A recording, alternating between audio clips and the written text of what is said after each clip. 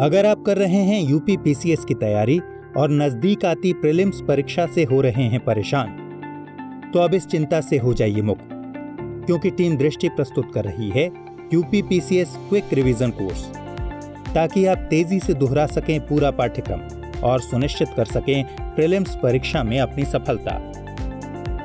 इस कोर्स में आपको मिलेंगी विशेषज्ञ शिक्षकों की कुल 80 कक्षाएं, जीएस के सभी खंडों पर पृथक लेक्चर्स, करंट अफेयर्स का वार्षिक संकलन और वो तमाम सुविधाएं जो बनाएंगी आपको सफल। आप अभी से कोर्स को ज्वाइन कर सकते हैं। 12 मार्च से शुरू हो जाएंगी इस कोर्स की कक्षाएं, जिन्हें आप दृष्टि लर्निंग ऐप पर घर बैठे देख सकते हैं। अगर आप इस कोर्स के बारे में अतिरिक्त जानकारी चाहते हैं तो कृपया इन नंबरों पर हमसे संपर्क करें। 8750187501, 93192 90700, 93192 या फिर 93192 90702।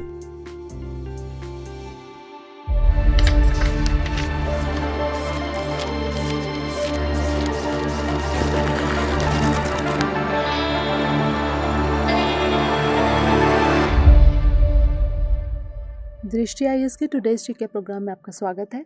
सबसे पहले पिछले सेशन का रिकैप देख लेते हैं। पहला प्रश्न है, महिला टीचर्स के लिए physical education and community coaching programme किस मंत्रालय द्वारा लॉन्च किया गया है? इसका सही जवाब है ए और बी द्वारा संयुक्त रूप से।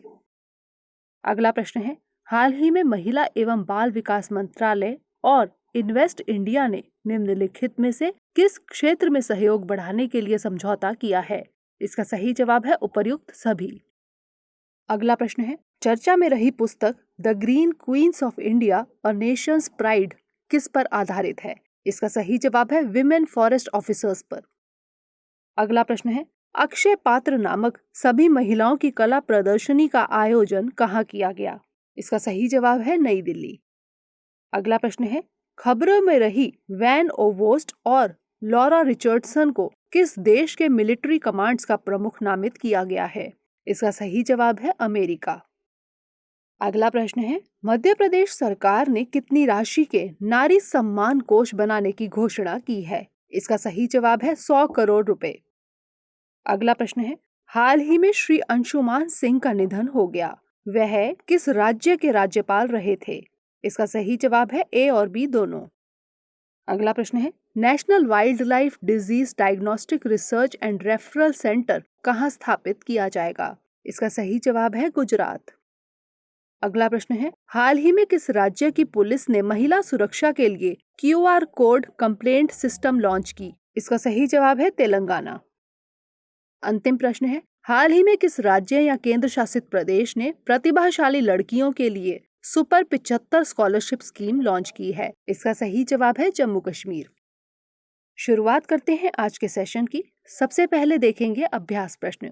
Mobilising electric vehicle financing in India report किसके द्वारा लॉन्च की गई? NITI Aayog, Rocky mountain institute, ए और बी द्वारा संयुक्त रूप से, या फिर इलेक्ट्रॉनिक्स एवं सूचना प्रौद्योगिकी मंत्रालय? इसका सही जवाब है ऑप्शन सी, ए और बी द्वारा संयुक्त रूप से। हाल ही में नीति आयोग और रॉकी माउंटेन इंस्टीट्यूट इंडिया ने mobilising electric vehicle financing in India नामक रिपोर्ट जारी की है। इस रिपोर्ट में भारत में इलेक्ट्रिक वाहनों को अपनाने में फाइनेंस की भूमिका को बताया गया है। इस रिपोर्ट के मुताबिक अगले दशक में इलेक्ट्रिक वाहनों, चार्जिंग इंफ्रास्ट्रक्चर और बैटरी के लिए 19.7 लाख करोड़ रुपए के पूंजी निवेश की जरूरत पड़ेगी। रिपोर्ट में आगे बताया गया है कि 2030 में भारत की electric vehicle finance industry 3.7 lakh crore रुपए की होगी। इस रिपोर्ट में इलेक्ट्रिक वाहनों के लिए वित्त को बढ़ाने एवं कॉस्ट को घटाने के 10 उपाय बताए गए हैं।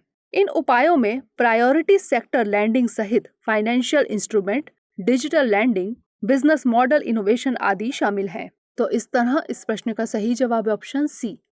हमारे वीडियो अंग्रेजी में देखने के लिए फॉलो करें हमारा ही दूसरा यूट्यूब चैनल दृष्टि आईएएस इंग्लिश। आज के सेशन का पहला प्रश्न है, किस राज्य या केंद्र शासित प्रदेश ने महिला मोहल्ला क्लिनिक स्थापित करने की घोषणा की है? लद्दाख, दिल्ली, छत्तीसगढ़ या फिर बिहार? इसका सही जवाब ऑप्शन बी, दिल्ली। श्री अरविंद केजरीवाल की अगुवाई वाली दिल्ली सरकार ने वित्तीय वर्ष 2021-22 के लिए 69,000 करोड़ रुपए का बजट पेश किया। बजट पेश करते हुए वित्त मंत्री मनीष सिसोदिया ने एक नई पहल महिला मोहल्ला क्लिनिक की घोषणा की। अब महिलाएं अपने मोहल्ले में ही स्त्री रोग विशेषज्ञों से इलाज करा सकेंगी। वित्त मंत्री मनीष सिसोदिया ने बताया कि पहले चरण में 100 महिला मोहल्ला क्लिनिक स्थापित किए जाएंगे। गौरतलब है कि दिल्ली सरकार ने अपने बजट का 14% हिस्सा यानी 9,934 करोड़ रुपए स्वास्थ्य क्षेत्र को आवंटित किया है। तो इस तरह इस प्रश्न का सही जवाब ऑप्शन बी। अगला प्रश्न है, यूरोपीय संघ का पहला देश कौन बन गया है जहां रूस स्पुतनिक 5 वैक्सीन का उत्पादन करेगा? जर्मनी, फ्रांस, इटली या फिर नीदरलैंड? इसका सही जवाब ऑप्शन सी, इटली। रूस और इटली के बीच एक समझौता हुआ है। इस समझौते के तहत रूस इटली में स्पुतनिक 5 कोरोना वायरस वैक्सीन का उत्पादन करेगा। इटली यूरोपीय संघ का पहला देश बन गया है जहां रूस स्पुतनिक 5 वैक्सीन का उत्पादन करेगा। अभी तक यूरोपीय संघ की ड्रग रेगुलेटर यूरोपीय मेडिसिन एजेंसी ने रूसी वैक्सीन स्पुतनिक 5 को मंजूरी नहीं दी है। स्पुतनिक 5 वैक्सीन के प्रयोग को मंजूरी देने वाला यूरोपीय संघ का पहला देश हंगरी है। तो इस तरह इस प्रश्न का सही जवाब ऑप्शन सी। अगला प्रश्न है, खबरों में रहा बंडई बांध उत्तर प्रदेश के किस जिले में है? बस्ती, गोरखपुर, ललितपुर या फिर आगरा? इसका सही जवाब ऑप्शन सी, ललितपुर। उत्तर प्रदेश के मुख्यमंत्री योगी आदित्यनाथ ने ललितपुर में बंडई बांध का उद्घाटन किया। मुख्यमंत्री ने बांध के उद्घाटन के दौरान घोषणा की कि ललितपुर में एयरपोर्ट बनाया जाएगा। उन्होंने ललितपुर जिले में एक मेडिकल कॉलेज भी खोलने की घोषणा की। बुंदेलखंड के 2 दिवसीय दौरे के दौरान मुख्यमंत्री ने इस बांध का उद्घाटन किया। तो इस तरह इस प्रश्न का सही जवाब ऑप्शन सी।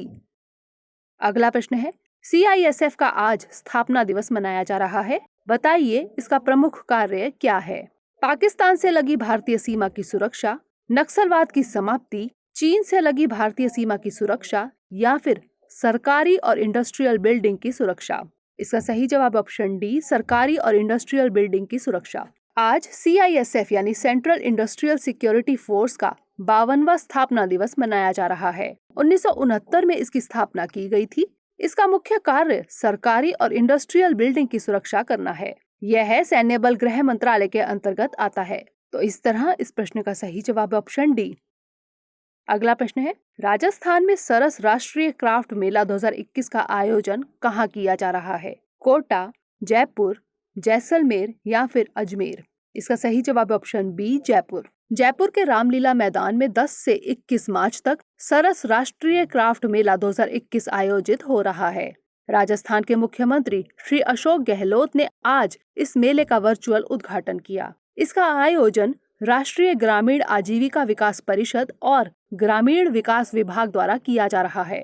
देश के विभिन्न राज्यों के शिल्प, कला और संस्कृति इस मेले का आकर्षण है। मेले में विभिन्न राज्यों के स्वयं सहायता समूहों से जुड़े गरीब परिवारों की 300 महिला उत्पादक और शिल्पकार भाग ले रही हैं। मेले का मकसद गरीब परिवारों की ग्रामीण महिला उत्पादकों के उत्पादों की बिक्री के लिए उपयुक्त मंच उपलब्ध कराना है। मेले के आयोजन से ग्रामीण महिला उत्पादकों की कला को प्रोत्साहन मिलेगा। इस मेले में विभिन्न राज्यों की हस्तकला को एक मंच पर देखा जा सकेगा। तो इस तरह इस प्रश्न का सही जवाब ऑप्शन बी।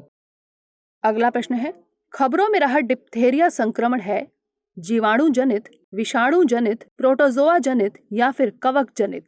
इसका सही जवाब ऑप्शन ए, जीवाणु जनित। भारत, यूनाइटेड किंगडम और रूस के शोधकर्ताओं की एक टीम ने डिप्थेरिया को लेकर दुनिया को चेताया है।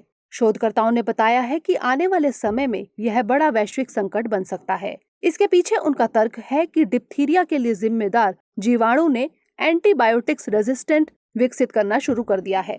यह संक्रमण कोराइन बैक्टीरियम डिप्थेरिया नामक जीवाणु से होता है।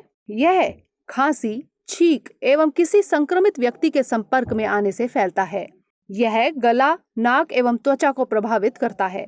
तो इस तरह इस प्रश्न का सही जवाब ऑप्शन ए। अगला प्रश्न है, खबरों में रही एयर इंडिपेंडेंट प्रोपल्शन टेक्नोलॉजी किसके द्वारा बनाई जा रही है? इसरो, DRDO, IIT कानपुर या फिर IIT दिल्ली? इसका सही जवाब ऑप्शन बी, DRDO। हाल ही में DRDO ने सफलतापूर्वक AIP यानी एयर इंडिपेंडेंट प्रोपल्शन सिस्टम का एक भूमि आधारित प्रोटोटाइप तैयार कर लिया है। इस प्रोटोटाइप का निर्माण DRDO के नेवल मटेरियल्स रिसर्च लैबोरेटरी द्वारा किया गया है। डीजल इलेक्ट्रिक इंजन वाली पनडुब्बियों के लिए AIP टेक्नोलॉजी का रणनीतिक रूप से काफी महत्व है। दरअसल डीजल इलेक्ट्रिक इंजन वाली पनडुब्बियों को अपने ईंधन के दहन के लिए आवश्यक वायुमंडलीय ऑक्सीजन के लिए लगभग हर दिन समुद्र की सतह पर आना पड़ता है। अब डीजल इलेक्ट्रिक इंजन वाली पनडुब्बियों में AIP सिस्टम लगाने से पनडुब्बियों को अपने ईंधन के दहन के लिए आवश्यक वायुमंडलीय ऑक्सीजन के लिए समुद्र के सतह पर नहीं आना पड़ेगा, यानी अब पनडुब्बियां लंबे समय तक पानी के अंदर रह सकती हैं। तो इस तरह इस प्रश्न का सही जवाब ऑप्शन बी। अगला प्रश्न है, भारत का सैटेलाइट मैन किसे कहा जाता है? सतीश धवन, डॉक्टर के कस्तूरी रंगन, उडुपी रामचंद्र राव या फिर के सिवान? इसका सही जवाब ऑप्शन सी, उडुपी रामचंद्र राव। आज गूगल के एनिमेटेड डूडल बनाकर भारतीय प्रोफेसर एवं वैज्ञानिक उडुपी रामचंद्र राव का 89वां जन्मदिन मनाया। उडुपी रामचंद्र राव को भारत का सैटेलाइट मैन कहा जाता है। वह इसरो के चेयरमैन भी रहे थे। उन्होंने 1975 में भारत के पहले उपग्रह आर्यभट्ट की लॉन्चिंग का निरीक्षण किया था। कर्नाटक में जन्मे Udupi Ramchandra Rao satellite hall of fame में शामिल होने वाले पहले भारतीय हैं। तो इस तरह इस प्रश्न का सही जवाब ऑप्शन सी। अगला प्रश्न है, उत्तराखंड के नए मुख्यमंत्री कौन बने हैं? त्रिवेंद्र सिंह रावत, तीरथ सिंह रावत, हरीश रावत या फिर धन सिंह रावत? इसका सही जवाब ऑप्शन बी, तीरथ सिंह रावत। आज उत्तराखंड के नए मुख्यमंत्री के रूप में तीरथ सिंह रावत ने शपथ ली। गढ़वाल से बीजेपी सांसद तीरथ सिंह रावत को विधायक दल का नेता चुना गया था। त्रिवेंद्र सिंह रावत के मुख्यमंत्री पद से इस्तीफे के बाद तीरथ सिंह रावत को राज्य का मुख्यमंत्री चुना गया है। तो इस तरह इस प्रश्न का सही जवाब ऑप्शन बी।